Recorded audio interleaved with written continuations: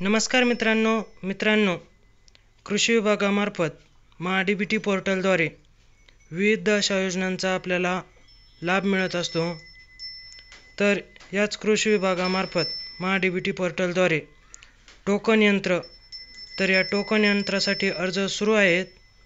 तर आज आपण या टोकन यंत्रासाठी ऑनलाईन अर्ज हा महा-डी-बी-टी पोर्टलवर कसा करायचा आहे हे पाहणार आहोत. तर चला आपण आपल्या सविस्तर अशा व्हिडिओला सुरुवात करूयात.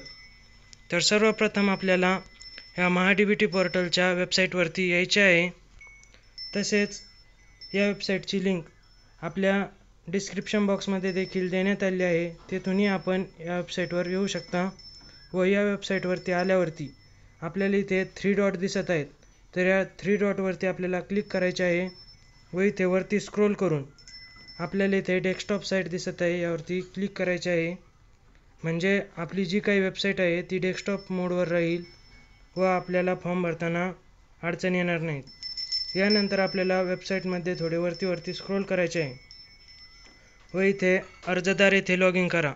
यामध्ये वैयक्तिक शेतकरी, यामध्ये शेतकरी आय डी प्रविष्ट करून आपल्याला लॉग इन करायचे आहे. शेतकरी आय डी म्हणजेच आपला फार्मर आय डी नंबर. तर हा फार्मर आय डी नंबर आपल्याला इथे OTP पाठवाया खालच्या ओळीवरूनही काढता येतो. तसेच आपल्याला हा फार्मर आय डी कसा काढायचा आहे हे जर माहीत करून घ्यायचे असेल तर आपल्या चॅनलवरती याचा सविस्तर असा व्हिडिओ उपलब्ध आहे. या व्हिडिओच्या डिस्क्रिप्शन बॉक्समध्ये देखील याची व्हिडिओची लिंक आपल्याला देण्यात येईल. तर आपल्याला इथे आपला जो काही फार्मर आय डी नंबर आहे म्हणजेच शेतकरी आय डी नंबर हा इथे टाकून घ्यायचा आहे. तर मी इथे माझा फार्मर आय डी नंबर हा टाकून घेत आहे व यानंतर आपल्याला OTP पाठवा या बटनवरती आपल्याला क्लिक करायचे आहे. यानंतर आपला जो काही फार्मर आय डीला लिंक असलेला मोबाईल नंबर आहे यावरती OTP पाठवण्यात येईल. तर आपल्याला हा OTP इथे टाकून घ्यायचा आहे. तर मी इथे माझा OTP टाकून घेत आहे व आपल्याला इथे OTP टाकून झाल्यावरती OTP तपासा यावरती क्लिक करायचे आहे. यानंतर आपल्यासमोर महा-डी-बी-टी पोर्टलचा हा नवीन विंडो ओपन होईल व इथे इन्फॉर्मेशन मेसेज दाखवत आहे, your profile details are fence successfully. तर इथे माझी प्रोफाईल 100% पूर्तता असल्यामुळे हा मेसेज मला दाखवत आहे. आपली प्रोफाईल जर 50% पूर्ततामध्ये असेल तर आपण इथे सर्वात खाली इथे स्क्रोल करायचे आहे, लास्टला जायचे आहे व इथे जात श्रेणी व अपंगत्व या पर्यायावरती क्लिक करायचे आहे. यानंतर आपल्यासमोर जात श्रेणी सिलेक्ट करायला येईल. तर आपण इथे कॅटेगरी वाईज आपली कॅटेगरी सिलेक्ट करून घ्यायची आहे व यानंतर खाली अपंगत्व असल्यास होय किंवा नाही नसल्यास नाही हे दाबायचे आहे व खाली सबमिट ओके या बटनावरती क्लिक करायचे आहे. यानंतर आपल्याला इथे डाव्या साईडला 2 नंबरचा घटकासाठी अर्ज करा यावरती आपल्याला क्लिक करायचे आहे व पुन्हा आपल्यासमोर एक नवीन विंडो ओपन होईल. तर येथे आपल्याला थोडे वरती असे स्क्रोल करायचे आहे व इथे 1 नंबरचाच घटक म्हणजे कृषी यांत्रिकीकरण.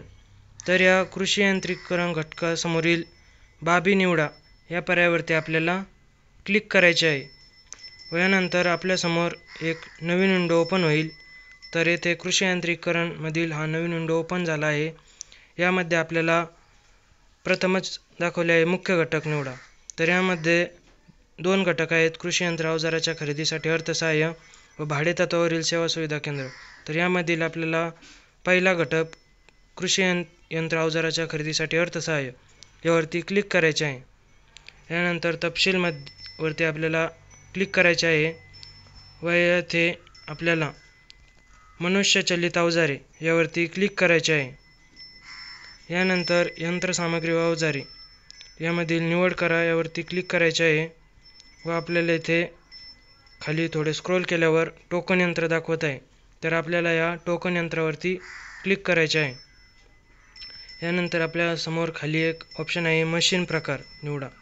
तर या मशीन प्रकार निवडा यामध्ये आपल्याला ऑटोमॅटिकली टोकन यंत्र दिसत आहे.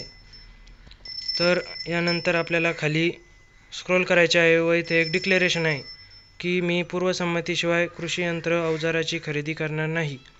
पूर्वसंमतीशिवाय खरेदी केल्यास मी अनुदानास पात्र असणार नाही याची मला जाणीव आहे.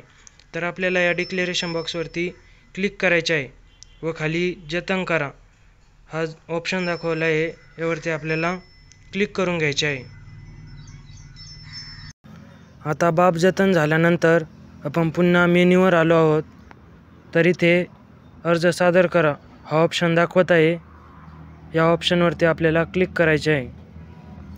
या ऑप्शनवरती आपण क्लिक केल्यावर आपण निवडलेल्या बाबी इथे दिसणार आहेत. तर आपल्यासमोर इथे एक पॉपअप आला आहे की आपण आपल्या पसंतीचे सर्व बाबी निवडलेले आहेत याची खातरजमा करा. अर्जात आणखी काही बाबींचा समावेश करायचा असल्यास मेन्यू बटनावर जाऊन आपण आणखी बाबी जतन करू शकता. तर या पॉपअपला आपल्याला ओके करायचे आहे व खाली इथे पहा बटन आहे यावर क्लिक करायचे आहे. पहा बटनवर क्लिक केल्यावर आपण केलेले सर्व घटक इथे दिसतील. तर आपल्याला इथे खाली एक डिक्लेरेशन आहे की योजनेच्या अंतर्गत बाबीसाठी आपली निवड होईल त्या योजनेच्या सर्व अटी शर्ती मला मान्य आहेत. या डिक्लेरेशनवर आपल्याला टिक करायचे आहे.